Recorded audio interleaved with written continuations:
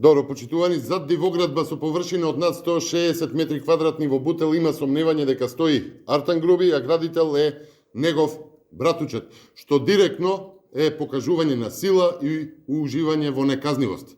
И кога општински инспектори го сопираат делото со партиски соопштенија, тој шири повици за етнички мотивирани дејства. Класична злоупотреба на функцијата, партијата и етничката припадност. Кога Груби преку партиски соопштенија ја манипулира јавноста дека наводно некој забранува албанци да градат, Груби мисел на семејната дивоградба. Почитувани, ниту некој е против градба, ниту сопирањето на дивоградбата има етничка заднина. ВМРО ДПМН е против криминалот, а градење без документи е криминал. И тоа го боли Артан Груби и затоа Артан Груби се сокри. Никој повеќе не му верува за таложењето на богатството.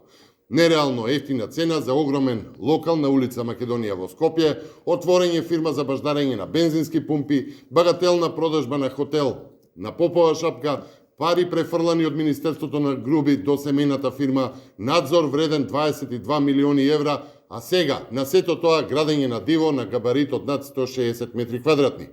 Вистинско време е обвинителството сериозно да се позанимава со него.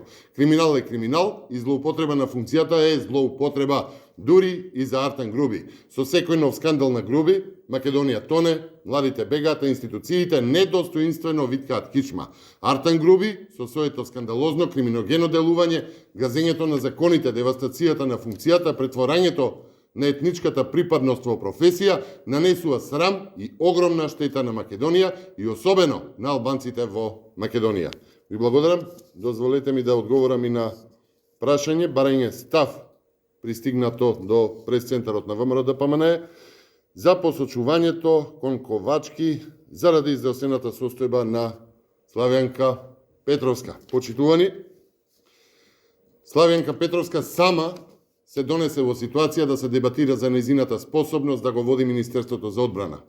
Извештајот за психичката состојба на Петровска, во кој што се наведени нејзината обседнатост, инхибиција и третманот со седативи, сама го нарачала и сама го пуштила во правниот систем и доколку е во целост вистинит, треба да резултира со нејзина оставка и одземање на нејзиниот безбедносен сертификат.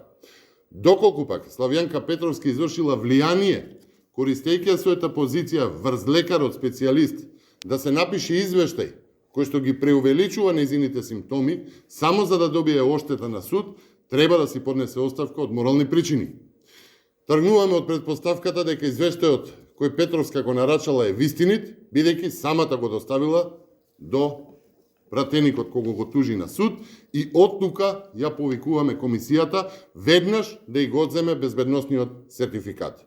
Имено, согласно член 4, точка 13 од Уредбата за безбедност на лица корисници на класифицирани информации, стои дека лице кое што страдало или страда од каква била болест или ментална или емоционална состојба, која што може да предизвика значителни недостатоци во неговото расудување или доверливост, или може да го направи лицето ненамерно потенцијален безбедносен ризик, што се утврдува воз основа на медицинска документација, е пречка за издавање на безбедносен сертификат. Славјанка Петровска, според извештајот, кој што сама го нарачала и пуштила во правен промет, страда и страдала од нарушена емоционална и ментална состојба и затоа мора да ја биде одземен сертификатот.